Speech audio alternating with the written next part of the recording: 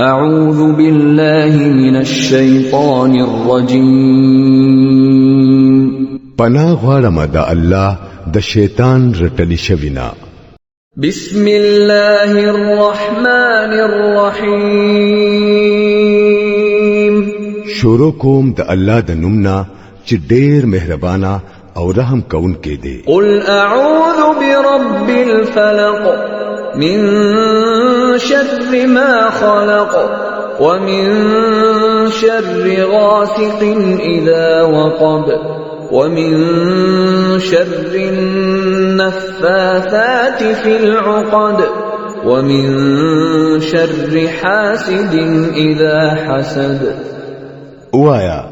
زه پناه غواړم پرب د سبا پوری د هر هغه سیز د شرنا چې هغه پیدا کړي دي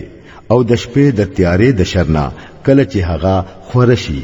او په غټو کې د پوک وهنکو سړو یا خزو د شرنا او د حاسد د شرنا کله چې هغه حسد وکړي